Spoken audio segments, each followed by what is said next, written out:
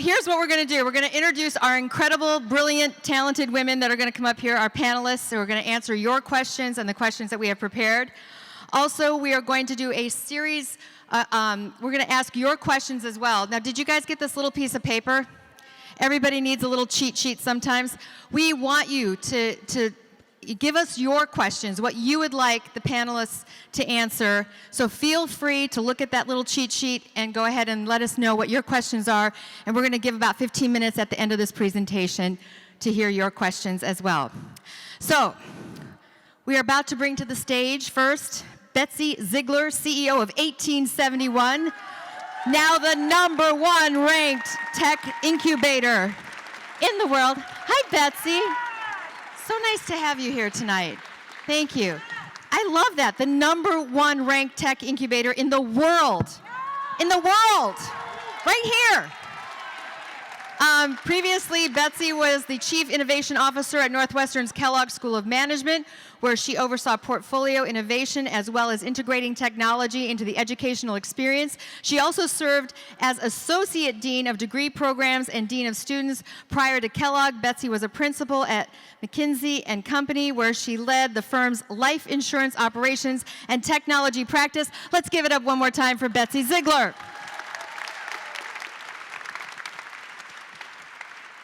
Next up, Sandy Castro, President and co-founder of IC Stars. Hi, Sandy. You look like a star tonight. I love your necklace. She's very sparkly. Sandy, again, co-founder of IC Stars, a nonprofit leadership and technology training program, and I love this, prepares inner-city adults for technology, careers, and community leadership. Sandy's prior accomplishments include designing a science and civics program for students at Jobs for Youth, implementing a professional development program with the Harold Washington College Career Center, developing experimental learning models for more than 70 schools, and creating artist-in-residency programs for art organizations. Ladies and gentlemen, let's give it up for Sandy Castro.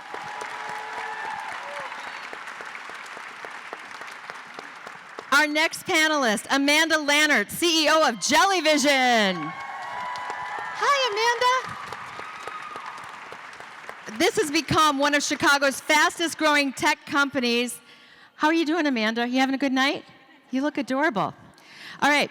Under her leadership, Jellyvision has been recognized as the best software company and best culture by the Moxies and the top 10 best place to work in Chicago. I want to work there. By the Chicago Tribune, and the #1 place for millennials to work in Chicago, according to Crain's. That's an accomplishment. Amanda Leonard was named CEO of the Year at the Moxie Awards in 2014 and 2015, Women in Tech in 2016, and was recognized at 2016's Industry Champion by the Illinois Technology Association. Amanda Leonard, we're so excited you're here with us tonight. Thank you. I told you they were Wonder Women, didn't I? Where do you guys keep your capes? All right. All right, next. I know this young lady very well over the years. Stephanie Neely, most recently Vice President and Assistant Treasurer at Allstate. Stephanie, come to the stage. There she is, the beautiful Miss Stephanie. She has more than 3 decades of financial experience. We all need financial advice, Stephanie. So good to see you. She is sunshine in a person. Yes, she is.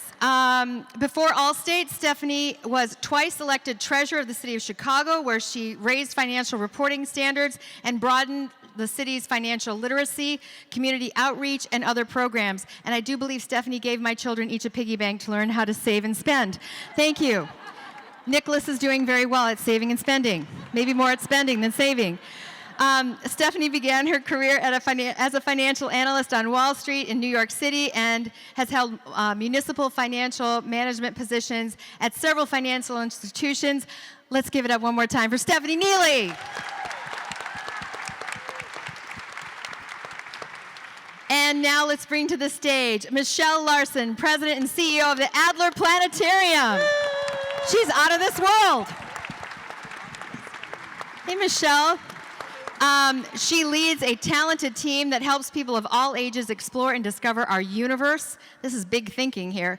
Before joining the Adler in 2013, Michelle held positions in science, engagement, and administration at the Utah State University, Pennsylvania State University, the Montana Space Grant Consortium, the California Institute of Technology, and the University of California, Berkeley.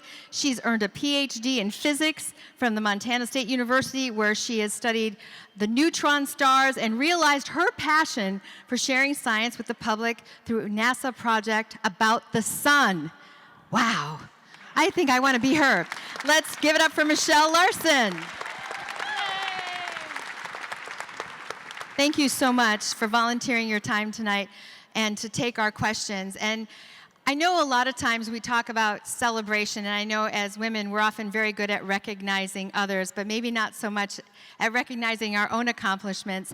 How important do you think it is to take time, like we are tonight, to celebrate women and their accomplishments in technology? Anybody want to go with that one?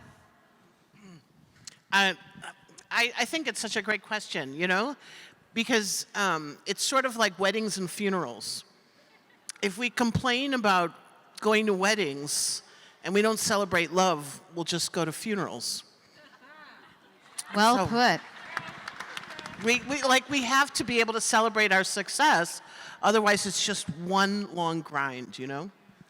So important to celebrate. Anybody else want to talk about that? Well, I'll jump in and mention that I think just as important is your comment that we take time. So to take time to slow down and reflect, and if we're going to take time, let's take time to celebrate. So to really bring attention to all that's happening is just a wonderful way to take time. Well, even in my business, I think sometimes we recognize that so much of the time we look at the negative or the bad when there's so much more good. I mean, when you look around, there's so many more good things happening and so many more people who are willing to reach out and help. So I agree with that too. It's important to take some time to celebrate.